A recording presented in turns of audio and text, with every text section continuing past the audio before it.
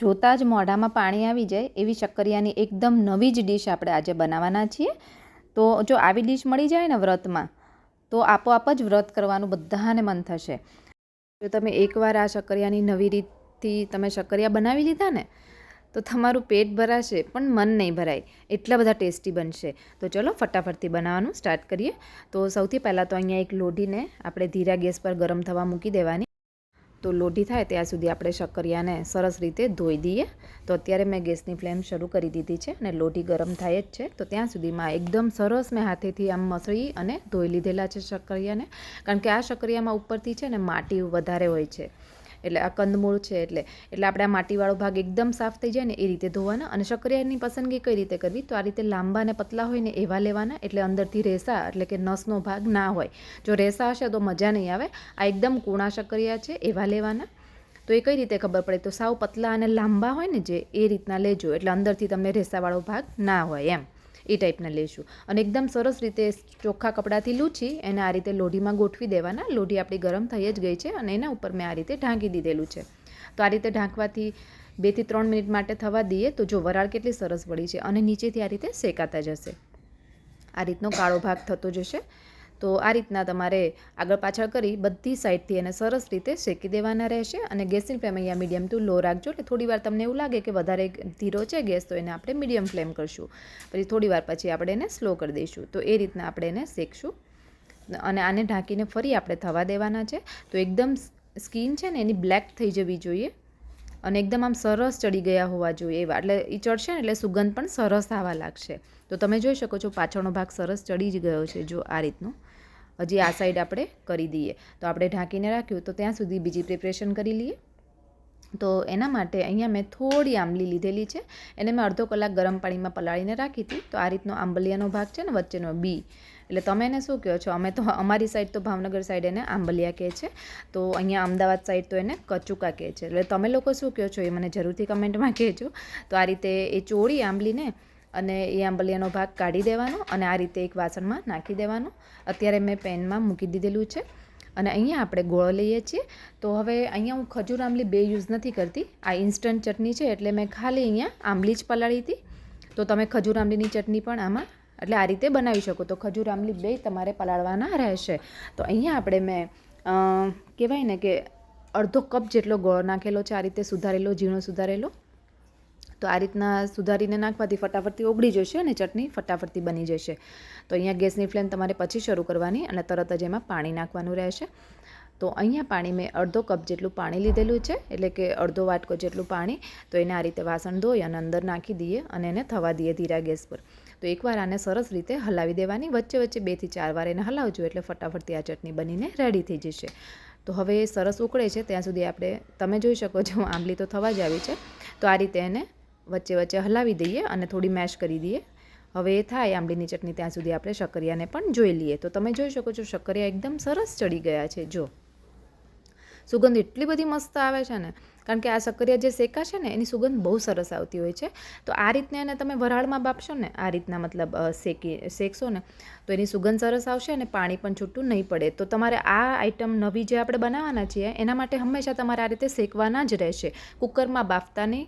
કુકરમાં તમે વરાળમાં બાફી શકો, બાકી તો આ રીતે શેકીને કરશો ને તો એનું રિઝલ્ટ સારું મળશે અને એકદમ બધા જ બફાઈ ગયા છે. જો આ રીતે ચપ્પુ પણ બે સાઈડથી નીકળી જાય છે, એનો મતલબ કે શક્કરિયા એકદમ સરસ શેકાઈ ગયા છે ને અંદરથી મસ્ત બફાઈ ગયા છે. તો આપણે એને કાઢી લઈએ સાઈડમાં. બહુ જ મસ્ત સુગંધ આવે છે. આમનામ પણ આ શક્કરિયું ખાવાની બહુ મજા આવશે. હવે ચટણી આપણી રેડી થવા જ લાગી છે. તો એના અંદર 1/3 ટીસ્પૂન જેટલી અહીંયા મેં લાલ મરચું નાખ્યું છે. જો તમે ફરાળમાં લાલ મરચું ના યુઝ કરતા હોય તો તમે સ્કીપ પણ કરી શકો છો. અને ટેસ્ટ પ્રમાણે મીઠું. હવે એકવાર આને હલાવી દઈએ અને આપણે એને ગાળી લેવાની રહેશે. 1 મિનિટ માટે થઈ જાય પછી એને ગેસની ફ્લેમ બંધ કરી આ રીતે. થોડી જ ચટણી છે એટલે થોડું પાણી તમે નાખી પણ શકો. જે રીતની તમારે જાડી પતલી જોતી હોય એ પ્રમાણે તમારે રાખવાની રહેશે ચટણી. તો આ ફટાફટથી ગાળી લીધી. તો જુઓ કેટલી મસ્ત કન્સિસ્ટન્સીવાળી ચટણી બનીને રેડી થઈ ગઈ છે ઇન્સ્ટન્ટ. હવે આપણે ગ્રીન ચટણી બનાવી લઈએ. તો આપણા શક્કરિયા થોડા ઠંડા થાય ત્યાં સુધી આ બધી ચટણી પણ બની જશે અને શેકાય ત્યાં સુધીમાં જ આ બધી પ્રોસેસ જલ્દી થવાની છે. તો મેં 3 ચમચી જેટલા સિંગદાણાને પહેલાં આ રીતે લઈ પહેલાં એને ક્રશ કરી લેવાના. એ એટલા માટે કે ચટણી આપણી એકદમ સ્મૂધ ટેક્સચરવાળી બનશે. એટલા માટે આપણે એને પહેલાં આ રીતે ક્રશ કરી લેવાના, પછી જ બધો મસાલો એડ કરવાનો. તો પછી આપણે અડધો કપ જેટલી કોથમીર ધોઈને, ટેસ્ટ પ્રમાણે મીઠું, અને 1.5 ચમચી જેટલી ખાંડ નાખવાની છે, અને અડધા લીંબુનો રસ. તો આ રીતે ગળપણ ખટાશ ને એ બધી જ વસ્તુ હશે ને ચટણીમાં, તો ચટણી એકદમ ટેસ્ટી બનશે. અને આપણે જે આઈટમ બનાવવાના છીએ એ આપણે ચટપટી બનાવવાના છીએ, કારણ કે ફરાળમાં હંમેશા એવું ચટપટું ને એવું હશે ને તો બહુ મજા આવતી હોય છે કરવાની ફરાળ. એટલા માટે આપણે આવી રીતની મસ્ત ચટણી બનાવીશું. અને એની સાથે થોડું 2 થી 3 ચમચી જેટલું પાણી અને આઈસ ક્યુબ નાખવાના રહેશે. તો અહીંયા 4 થી 5 જેટલા આઈસ ક્યુબ, એ એટલા માટે કે આપણી ચટણીનો કલર એકદમ ગ્રીન જળવાઈ રહે, એટલા માટે આપણે આના અંદર આઈસ ક્યુબ એડ કરશું. તો તમે જોઈ શકો છો આપણી ચટણી એકદમ મસ્ત થઈ ગઈ છે. જો એને પણ સાઈડમાં રાખી દઈએ. હવે અહીંયા મેં 2 કપ જેટલું દહીં લીધેલું છે ઘરનું. તો એના અંદર આપણે ટેસ્ટ પ્રમાણે મીઠું અને 2 ચમચી જેટલી દળેલી ખાંડ એડ કરવાની છે. અહીંયા મેં સાકર જે આવે છે ને એનો ભૂકો કરેલો છે, ખડી સાકર, એનો મેં લીધેલું છે, એટલે 2 ચમચી જેટલી ખાંડ. એટલે અહીંયા તમારે ગળપણ તમારા ટેસ્ટ પ્રમાણે નાખવાનું અને આ રીતે ઝેણીથી એને ઝેરી દેવાનું.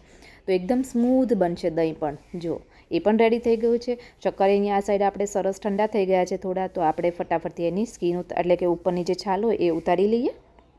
એકદમ ઇઝીલી ઉતરી જશે.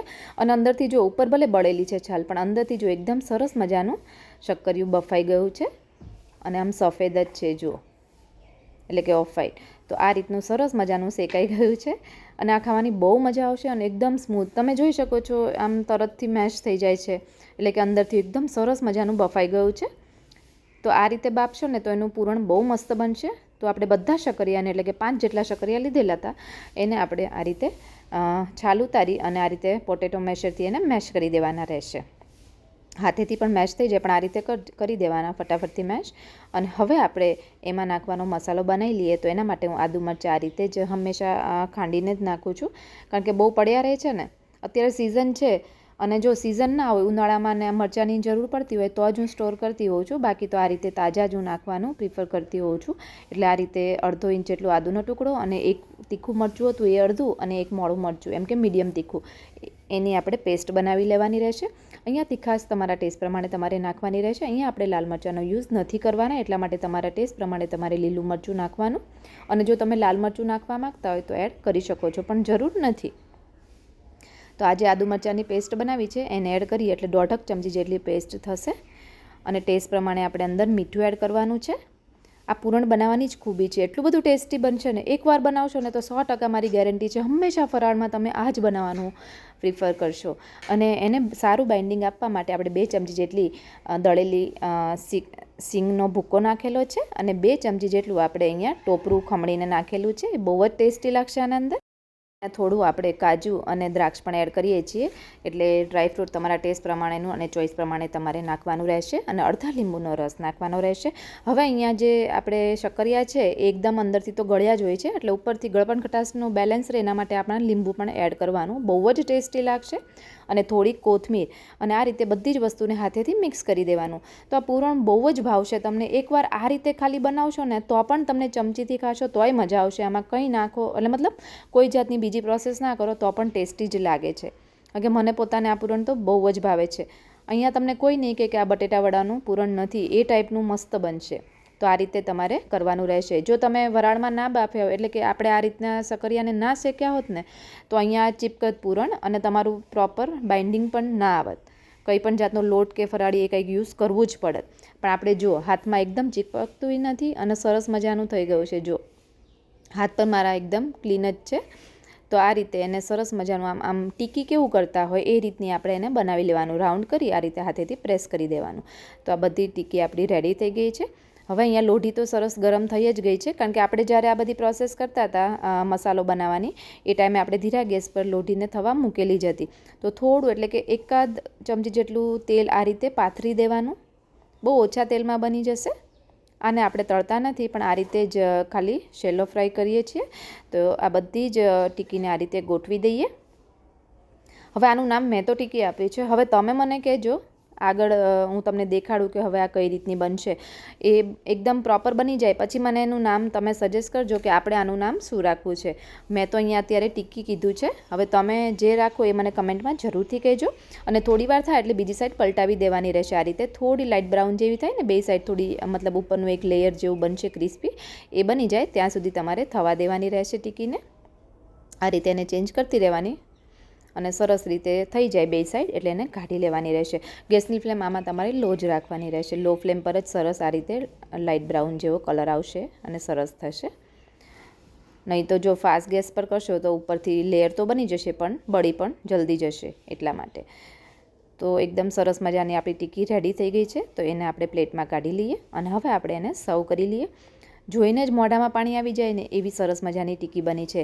તો આ આમનામ તમે ટોમેટો કેચઅપ કે ગ્રીન ચટણી સાથે આમનામ પણ ખાઈ શકો, પણ આપણે થોડું અલગ રીતે કરીશું આજે. તો અહીંયા આપણે એને સર્વ કરીએ. તો આ મીઠું દહીં આપણે જે બનાવેલું છે ને, તો આ રીતે દહીં નાખવાનું. અહીંયા દહીં હું થોડું વધારે નાખીશ, મને વધારે ભાવે છે એટલે, અને ટેસ્ટી પણ વધારે સરસ લાગશે એમ આ રીતે નાખશો ને તો.